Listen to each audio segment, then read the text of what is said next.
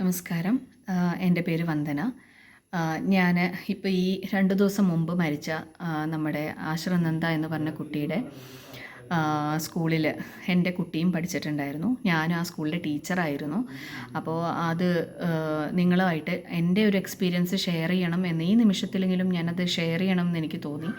അതല്ലെങ്കിൽ അത് വല്ലാത്തൊരു തെറ്റായി പോകുമെന്ന് എനിക്ക് തോന്നി തുടങ്ങി. അതുകൊണ്ടാണ് ഞാനത് ഈ ഒരു വീഡിയോ ചെയ്യുന്നത്. എൻ്റെ മോനും അവിടെ 9ാം ക്ലാസ്സിൽ പഠിക്കുന്ന സമയത്ത് ഈ വർഷം അവൻ 9ാം ക്ലാസ്സിൽ തന്നെയാണ്. അപ്പോൾ 8ന്ന് അവർ 9ലേക്ക് പാസ് ഔട്ട് ചെയ്യുന്ന സമയത്ത് എൻ്റെ മോൻ 9th ഡിയിലുണ്ടായിരുന്നത്.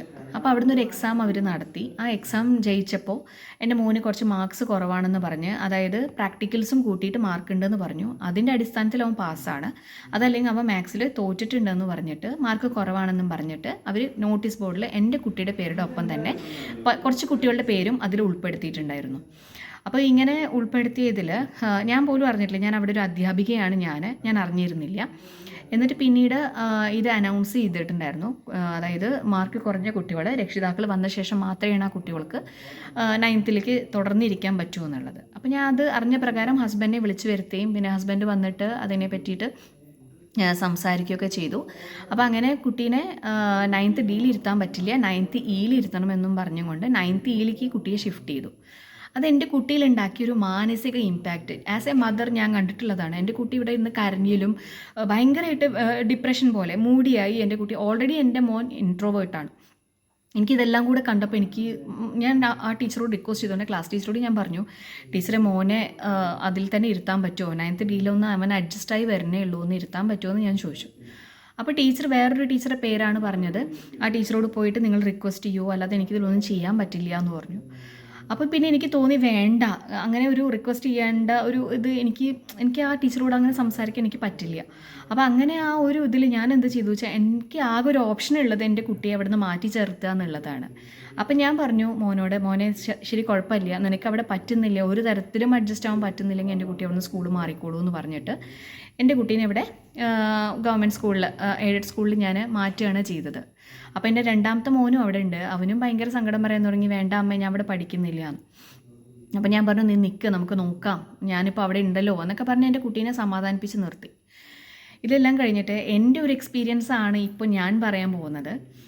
അവിടെ ടീച്ചേഴ്സ് എല്ലാവരും പറയുന്നത് ടീച്ചേഴ്സ് എന്ന് എടുത്തു പറയുന്നതുകൊണ്ട് ഇത് ഇനിയെങ്കിലും ഞാൻ പറഞ്ഞിട്ടില്ലെങ്കിൽ വളരെയധികം അത് മോശമായി പോകുമെന്ന് എനിക്ക് തോന്നുന്നുണ്ട്. കാരണം ഒരു ടീച്ചർ എന്ന നിലയ്ക്ക് ഞാൻ ഒരുപാട് മെൻ്റൽ പ്രഷർ അല്ലെങ്കിൽ മെൻ്റൽ ടെൻഷൻ അവിടെ ഞാൻ അനുഭവിച്ചിട്ടുണ്ട്. ഞാൻ ഡിപ്രഷനിലൂടെ കടന്നു പോയ ദിവസങ്ങളുണ്ട്, ഉറങ്ങാൻ പറ്റാതെയും പിച്ചും പെയ്യും പറഞ്ഞും വല്ലാത്തൊരു സ്റ്റേജിൽ ഞാൻ കഴിഞ്ഞൊരു ആളാണ്, ഒരു വ്യക്തിയാണ് ഞാനും. അതായത് ഞാൻ അവിടെ ജോയിൻ ചെയ്തിട്ട് ഏതാനും ദിവസങ്ങൾ ആയിട്ടേ ഉള്ളൂ. അപ്പം എൻ്റെ തൊട്ടടുത്തുള്ള ക്ലാസ്സിലത്തെ ഒരു ടീച്ചറിൽ നിന്ന് വളരെയധികം മോശമായിട്ടുള്ള അനുഭവങ്ങൾ എനിക്ക് ഉണ്ടായിട്ടുണ്ട്. അതായത് തൊട്ടേനും പിടിച്ചതിനെല്ലാം കുറ്റം പറയുക, എൻ്റെ ക്ലാസ്സിൽ കയറി വന്ന് എൻ്റെ കുട്ടികളുടെ മുമ്പിൽ വെച്ച് എന്നോട് അവർ വളരെ റൂഡായിട്ട് ഷൗട്ട് ചെയ്യുക, അങ്ങനെയുള്ള കലാപരിപാടികളെല്ലാം എൻ്റെ തൊട്ടടുത്ത ക്ലാസ്സിലൊരു ടീച്ചർ വളരെ ഗംഭീരമായിട്ട് നടത്തിയിട്ടുണ്ട്. അതൊരു സീനിയർ ടീച്ചറാണ്. അപ്പോൾ എൻ്റെ ഒരു നേച്ചർ എന്ന് വെച്ചിട്ട് ഞാൻ അത് റെസ്പോണ്ട് ചെയ്യുന്ന ഒരു വ്യക്തിയാണ്. അത് കേട്ടുകൊണ്ടിരിക്കുന്ന ഒരാളൊന്നും അല്ല ഞാനും. അത്ര നല്ല വ്യക്തിയാണ് ഞാനെന്നൊന്നും ഞാൻ പറയുന്നില്ല. എന്നോട് പറഞ്ഞു കഴിഞ്ഞാൽ എൻ്റെ സെൽഫ് റെസ്പെക്റ്റിനെ ആരെങ്കിലും ഹേർട്ട് ചെയ്താൽ ഉറപ്പായിട്ടും തിരിച്ചു പറയുന്ന ഒരു നേച്ചർ തന്നെയാണ് എൻ്റെ. അപ്പം ഞാൻ അതിനെ റെസ്പോണ്ട് ചെയ്യുമ്പോൾ അവർക്കത് ഇഷ്ടമാവുന്നില്ല. അപ്പോൾ ഇവർ നിരന്തരം എന്നെ വീണ്ടും വീണ്ടും ടോർച്ചർ ചെയ്തുകൊണ്ടിരിക്കുകയാണ്. എൻ്റെ ക്ലാസ്സിൽ വന്ന് എൻ്റെ കുട്ടികൾ ചെയ്യുന്ന കലാപരിപാടികൾ വീഡിയോ എടുക്കലും, അങ്ങനെ ഇവിടെ വേറൊരു സിസ്റ്ററുണ്ട്, അവരെ വിളിച്ച് വരുത്തലും, എൻ്റെ ക്ലാസ്സിൽ അവർ പെട്ടെന്ന് കയറി വരും, അങ്ങനെ ഒരുപാട് കലാപരിപാടികൾ ഇവർ ചെയ്തിട്ടുണ്ട്. അങ്ങനെ സിസ്റ്ററോട് ഞാൻ ഡയറക്റ്റായിട്ട് ഞാൻ പോയി പറഞ്ഞു, സിസ്റ്റർ എനിക്ക് വല്ലാതെ മെൻ്റൽ ഹറാസ്മെൻറ്റ് ഉണ്ട് അവിടെ ഈ ടീച്ചറിനെ കൊണ്ടുവന്ന്. അപ്പോൾ അവർ പറഞ്ഞു, കുഴപ്പമില്ല, അങ്ങനത്തെ ഒരാളൊന്നുമല്ല, അവർ ഗ്രഡ്ജസ് വെച്ച് നടക്കുന്ന ഒരു ടീച്ചറൊന്നും അല്ല, ശരിയാവും എന്ന് പറഞ്ഞു. അപ്പോൾ ഓക്കെ, ഞാനും വിട്ടു. അതിനുശേഷം പിന്നെ ആ ടീച്ചറെ ഭാഗത്തുനിന്ന് എനിക്ക് ഡയറക്റ്റായിട്ട് ഒരു അനുഭവം എനിക്കുണ്ടായിട്ടില്ല. അതിനുശേഷം ഞാൻ മനസ്സിലാക്കിയ ഒരു കാര്യം എന്താ വെച്ചാൽ, അവിടെ നമ്മളൊരു ലീവ് എടുക്കണമെങ്കിൽ, ഒരു ടീച്ചർക്ക് ഒരു ലീവ് എടുക്കണമെങ്കിൽ അവിടെ നമ്മൾ പ്രിൻ്റഡ് ആയിട്ടുള്ളൊരു കോപ്പിയാണ് അവിടെ സബ്മിറ്റ് ചെയ്യേണ്ടത്. ആ പ്രിൻ്റഡ് കോപ്പി നമ്മൾ ആരുടെയെങ്കിലും കയ്യിൽ കൊടുത്തയക്കണം. എന്നാലാണ് അവിടെ ആ കത്ത് സിസ്റ്ററെ റൂമിലെത്തണം, എന്നാലും നമുക്ക് ലീവ് അപ്രൂവ് ആവുള്ളൂ. അപ്പം നമ്മൾ ഈ വയ്യാതെ കിടക്കുമ്പോൾ ഈ കത്ത് പ്രിൻ്റഡ് വേണം, ഇനി ഹാൻഡ് റിട്ടൺ പറ്റുമില്ല. അങ്ങനെ ഒരുപാട് മാനസിക പ്രശ്നങ്ങൾ ഉണ്ടായിട്ടുണ്ട്. പിന്നെ അവിടെ സ്കൂൾ ആവശ്യത്തിന് നമ്മൾ കുറേ അവർക്ക് പ്രിൻറ്റഡ് തന്നെ വേണം. ഞാൻ പറഞ്ഞല്ലോ എല്ലാ കാര്യത്തിനും അവർക്ക് പ്രിൻറ്റഡ് റിപ്പോർട്ട് തന്നെ വേണം. അപ്പോൾ അങ്ങനത്തെ പ്രിൻറ്റഡ് റിപ്പോർട്ട് എടുക്കുന്നത് പോലും ആ സ്കൂളിൽ നിന്നുള്ള ഫോട്ടോസ്റ്റാറ്റൊന്നും അവർക്ക് തരാൻ പറ്റില്ല. നമ്മൾ പുറത്ത് പോയി ഫോട്ടോസ്റ്റാറ്റ് എടുത്ത് വേണം അവിടെ അത് സബ്മിറ്റ് ചെയ്യണമെങ്കിൽ. അപ്പോൾ അതിന് നമ്മൾ സ്കൂൾ വിട്ടിട്ട് അവിടെ ഒരുപാട് എന്നെ, കാരണം നമ്മളവിടെ ജോയിൻ ചെയ്ത സമയം നമുക്ക് അറിയില്ല, പോയി ചെയ്യൂ എന്ന് പറയും നമ്മുടെ ഹെഡ്സ് നമ്മളോട് പറയും. അത് ചെയ്ത് ഇവിടെ സബ്മിറ്റ് ചെയ്ത് പോയാൽ മതി. കാരണം എനിക്ക് 3 കുട്ടികളാണുള്ളത്. 3ാമത്തെ കുട്ടിക്ക് 3 വയസ്സ് തികയണേ ഉള്ളൂ. നമ്മളെ അടുത്തുള്ള സ്കൂളാണ്, പെട്ടെന്ന് പോയി വരാം എന്നൊക്കെയുള്ള സൗകര്യത്തിനാണ് നമ്മളിങ്ങനെ അവിടെ ജോയിൻ ചെയ്ത്. പക്ഷേ ഇവർ വീണ്ടും ആഫ്റ്റർ സ്കൂൾ ടൈം നമ്മളിത് ചെയ്യണം, ചെയ്ത് വെച്ച് സബ്മിറ്റ് ചെയ്തിട്ടേ പോകാൻ പാടൂ എന്നുള്ള നിലപാടിലൊക്കെ നമ്മളെ വല്ലാതെ മെൻ്റലി ഹറാസ്മെൻറ്റ് ചെയ്ത് ഞങ്ങൾ ഫോട്ടോസ്റ്റാറ്റ് കടയിൽ പോയി ഫോട്ടോസ്റ്റാറ്റ് എടുത്ത് കൊടുക്കലും എന്നാലാണ് അവിടെ നടക്കുള്ളൂ. അങ്ങനെ ഓരോ കാര്യത്തിനും പിന്നെ സ്കൂൾ തുടങ്ങുന്ന സമയത്ത് നമ്മൾ ആ ക്ലാസ് മൊത്തം ഡെക്കറേറ്റ് ചെയ്യണം. ഈ ഡെക്കറേറ്റ് ചെയ്യുന്നത് കംപ്ലീറ്റ് നമ്മൾ നമ്മുടെ എക്സ്പെൻസിൽ നമ്മൾ സാധനം വാങ്ങിയിട്ട് ചെയ്യണം. അല്ലെങ്കിൽ നമ്മൾ കുട്ടികളുടെ നിന്ന് അവരെ കൊണ്ട് പറഞ്ഞ് ചെയ്യിപ്പിക്കണം. പിന്നെ അവർ ആ ഫണ്ട് ഈ ഫണ്ട് പിന്നെ ഓരോ ഫെസ്റ്റുകൾ വെക്കും. അതൊക്കെ നമ്മൾ എന്ത് ചെയ്യണമെന്ന് വെച്ചാൽ ഈ കുട്ടികളെ നമ്മൾ മണി കളക്ട് ചെയ്യണം. ഈ പൈസ കളക്ട് ചെയ്ത് കഴിഞ്ഞ് കഴിഞ്ഞാൽ 10 രൂപയുടെ സാധനം ചിലപ്പോൾ 30 രൂപയ്ക്കാവും കൊടുക്കുന്നുണ്ടാവുക. അങ്ങനെ ഒരുപാട് അതിലേക്കൊന്നും ഞാൻ കിടക്കുന്നില്ല. പക്ഷേ അത് കഴിഞ്ഞ് കഴിഞ്ഞാൽ നമ്മൾ ബിരിയാണി പാക്കും കൊണ്ട് ഈ 2ാം നിലയിലേക്ക് നമ്മൾ ഈ ഫുൾ ഈ വാങ്ങിയ കുട്ടികൾക്ക് മുഴുവൻ നമ്മളേറ്റി കൊണ്ടുപോകണം. അങ്ങനെ വല്ലാതെ നമ്മൾ ഒരുപാട് ഒരു ടീച്ചർ ചെയ്യുന്ന പണിയേക്കാൾ ഉപരി നമ്മൾ ചെയ്യുന്നുണ്ട്. ഒരു കുട്ടിക്ക് നമുക്ക് മാക്സിമം ഔട്ട്പുട്ട് കൊടുക്കണം നമുക്ക് ആഗ്രഹം ഉണ്ടാവും. ഏത് ടീച്ചർ അവിടെ ഹാർഡ് വർക്കിംഗ് ആണ്. ഒരു ടീച്ചർ പോലും ഒരു നേരം അവിടെ ഇരിക്കണം നിങ്ങൾക്ക് കാണാൻ പറ്റില്ല. അത്രയും ഹാർഡ് വർക്കിംഗ് ആയിട്ടുള്ള അവിടെ ടീച്ചേഴ്സ് ഉണ്ട്. അപ്പോൾ അങ്ങനെ ചെയ്യുന്ന ടീച്ചേഴ്സ് ഒരു നേരം അവിടെ ഇരിക്കാൻ അവർക്ക് സ്വാതന്ത്ര്യമില്ല. അങ്ങനെ മാക്സിമം അവർ യൂട്ടിലൈസ് ചെയ്യുക. എൻ്റെ വിഷയം മ്യൂസിക്കാണ്, ഞാൻ ഇംഗ്ലീഷും എടുത്തിട്ടുണ്ട്. അപ്പോൾ അതിന് മ്യൂസിക് ഞാൻ 9th സ്റ്റാൻഡേർഡ് വരെ എടുക്കണം. പിന്നെ ക്ലാസ് ഇൻചാർജ് ഉണ്ട്, ഇംഗ്ലീഷ് എടുത്തിരുന്നു, മലയാളം എടുത്തിരുന്നു. ഇതൊക്കെ ഞാൻ പാഷനേറ്റ് ടീച്ചർ ആയതുകൊണ്ട് ഞാൻ സന്തോഷമായിട്ട് തന്നെയാണ് ചെയ്തിട്ടുണ്ടായിരുന്നത്. പക്ഷേ അതിലും ഒരുപാട് പ്രശ്നങ്ങൾ ഉണ്ടാക്കി ക്രിയേറ്റ് ചെയ്ത് എന്നെ പിന്നെ അനൗൺസ്മെൻറ്റിലൂടെ നമ്മളെ മാനസികമായി ടോർച്ചർ ചെയ്യുക. എൻ്റെ ക്ലാസ്സിലൊരു കുട്ടീനെ പിന്നെ സ്പൂണ് അവിടെ നിർബന്ധമാണ്, ലഞ്ചിന് സ്പൂണ് കൊണ്ടുവരിക എന്നുള്ളത് അവിടെ നിർബന്ധമായിട്ടുള്ള ഒരു കാര്യമാണ്. അപ്പോൾ എൻ്റെ ക്ലാസ്സിലൊരു കുട്ടി ശബരിമലയ്ക്ക് പോകാൻ വേണ്ടിയിട്ട് അമ്പലത്തിൽ പോകാൻ പുറപ്പെട്ടു. അപ്പോൾ എന്തോ ചോറ്റുപാത്രം എടുത്തു എങ്ങനെയൊക്കെയോ, പക്ഷേ സ്പൂണ് വെക്കാൻ ആ കുട്ടി മറന്നിരിക്കും. അപ്പോൾ സിസ്റ്റർ പെട്ടെന്ന് കയറി വന്നപ്പോൾ എൻ്റെ ക്ലാസ്സിൽ ഈ കുട്ടി സ്പൂണ് കൊണ്ടുവന്നിട്ടില്ല. അപ്പോൾ ഈ 2ാം ക്ലാസ് പഠിക്കുന്ന കുട്ടിയോട് why didn't you bring the spoon എന്ന് ചോദിച്ചപ്പോൾ ആ കുട്ടി ഒന്ന് പേടിച്ചു. എനിക്കറിയാം അവൾ ഭയങ്കര പേടിക്കുന്നൊരു നേച്ചറാണെന്ന് എനിക്കറിയാം. അപ്പോൾ ഞാൻ എന്ത് പറഞ്ഞു വെച്ചാൽ സിസ്റ്റർ അതായത് നമ്മൾ ഫുൾ സംസാരിക്കുന്നത് ഇംഗ്ലീഷിലായിരിക്കണം. അപ്പോൾ അത് കംപ്ലീറ്റ് ചെയ്യാനുള്ള ഒരു ടൈം നമുക്ക് തരാതെ ഞാൻ പറഞ്ഞു ശബരിമലയ്ക്ക് പോകാൻ വേണ്ടിയിട്ട് സിസ്റ്റർ സ്പൂൺ ആ കുട്ടി എടുക്കാൻ മറന്നിരിക്കുകയാണ് എന്ന് ഉള്ളത് ഫുൾ ഇംഗ്ലീഷിൽ നമുക്കത് സെൻറ്റൻസ് കംപ്ലീറ്റ് ചെയ്യാൻ പറ്റുന്ന മുമ്പ് സിസ്റ്റർ വേറൊരു കുട്ടിയെ കണ്ടു. അപ്പോൾ ആ കുട്ടി സ്പൂൺ കൊണ്ടുവന്നിട്ടില്ല. അപ്പോൾ സിസ്റ്റർ ചോദിച്ചു അപ്പോൾ എന്താ ആ കുട്ടിയും ശബരിമലയ്ക്ക് പോകണമെന്ന് ചോദിച്ചു. അപ്പോൾ ഞാൻ പറഞ്ഞു അല്ല സിസ്റ്ററെ, ആ കുട്ടി അതല്ല, അത് എല്ലാ ദിവസവും കൊണ്ടുവരുന്ന കുട്ടിയാണ്, എന്താ പറ്റിയെന്ന് അറിയില്ല, ഞാൻ എപ്പോഴും വാൺ ചെയ്യാറുണ്ട് കുട്ടികളോട്, അവർ കൊണ്ടുവരാറുണ്ട് സ്പൂണ്, സോറി സിസ്റ്റർ എന്ന് പറഞ്ഞ് ഞാൻ ഒരുപാട് സോറി സിസ്റ്ററോട് ഞാൻ ആ സമയത്ത് പറഞ്ഞു. പക്ഷേ അതൊന്നും കേൾക്കാൻ തയ്യാറാവാതെ വളരെ poor teacher, this is very poor എന്നൊക്കെ പറഞ്ഞ് കുട്ടികളുടെ മുമ്പിൽ വെച്ചിട്ട് എന്നെ അങ്ങനെ എന്തൊക്കെയോ പറഞ്ഞ് സിസ്റ്റർ പുറത്തേക്ക് ഇറങ്ങി പോകണ്ടായത്. അങ്ങനെ പുറത്തിറങ്ങിപ്പോയി. ഞാൻ വിചാരിച്ചു ശരി ഓക്കെ ഇത് കഴിഞ്ഞിട്ടുണ്ടാവുമെന്നാണ് ഞാൻ വിചാരിച്ചത്. നെക്സ്റ്റ് ഡേ ഞാൻ സ്കൂളിൽ പോയി. അവിടെ ഒരു പ്രെയറാണ് രാവിലെ, നമുക്ക് ടീച്ചേഴ്സിനൊരു പ്രെയർ ഉണ്ട്. ആ പ്രെയറിന് പോയിട്ട് ആ പ്രെയർ വളരെ പരിപാവനമായിട്ടുള്ളൊരു സംഭവമാണ് ഈ പ്രാർത്ഥന എന്നൊക്കെ പറഞ്ഞാൽ എനിക്ക്.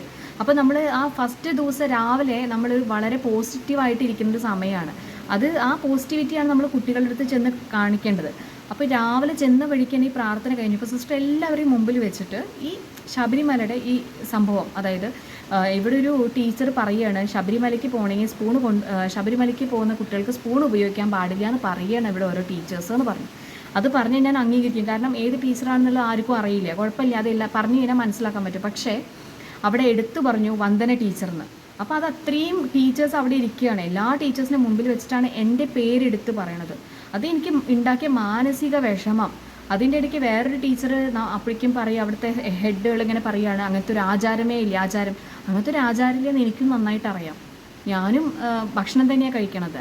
പക്ഷേ ഞാൻ എൻ്റെ കുട്ടിയുടെ അവിടുത്തെ ആ കുട്ടിയുടെ മനോഭാവം വിഷമം കണ്ടപ്പോൾ അത് എക്സ്പ്ലെയിൻ ചെയ്യാനുള്ള സമയം എനിക്കവിടെ കിട്ടിയില്ല.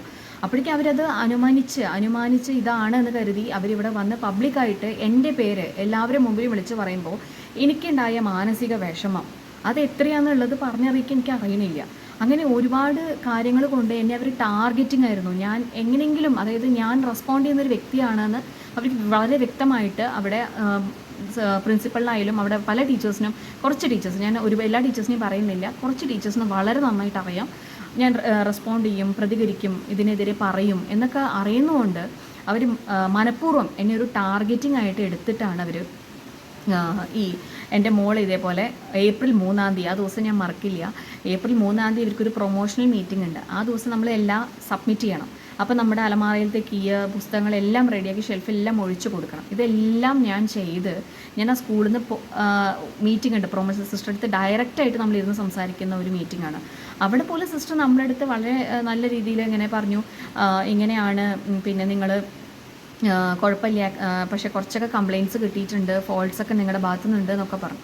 അപ്പോൾ ഞാൻ പറഞ്ഞു ഓക്കെ സിസ്റ്റർ, താങ്ക് യു, ഒരു ഓപ്പർച്യൂണിറ്റി തന്നൂലോ എന്നൊക്കെ ഞാൻ പറഞ്ഞു. ഞാനും അവിടുന്ന് 3-ാം തീയതി, കാരണം എൻ്റെ മോൾ അവിടെ അഡ്മിറ്റാണ് ഹോസ്പിറ്റലിൽ, മോളെ വിട്ടിട്ട് ഞാൻ 2:30 മണി വരെ സിസ്റ്ററെ കണ്ട് ഇതെല്ലാം ഏൽപ്പിച്ച് കുട്ടികളുടെ മാർക്സ് എല്ലാം അവരുടെ ക്യാൻവാസ് ആപ്പിൽ എൻ്റർ ചെയ്ത് എല്ലാം, വാട്സപ്പൊന്നും അവിടെ യൂസ് ചെയ്യാൻ പാടില്ല, അവിടെ ഒരു ആപ്പ് ഉണ്ട്, അതിൽ മാത്രമേ നമ്മളെല്ലാം ട്രാൻസാക്ഷൻസ് പാടുള്ളൂ. അങ്ങേയറ്റം നമ്മളെല്ലാ വർക്കും ചെയ്ത് അവിടുന്ന് ഞാൻ വീട്ടിൽ നിന്ന് എൻ്റെ കുട്ടിയുടെ ഡ്രസ്സെല്ലാം എടുത്ത് മോള് കിടക്കുന്ന ഹോസ്പിറ്റലിലേക്ക് ഞാൻ ഓടി പോവുകയാണ്. 5 മണിക്ക് ഞാൻ അവിടെ എത്തി. 5:30 ആകുമ്പോഴേക്കും എൻ്റെ ഇമെയിലിൽ വരികയാണ് ഞാൻ അവിടുന്ന് ഡിസ്കണ്ടിന്യൂവേഷൻ ആണെന്ന് പറഞ്ഞിട്ട്.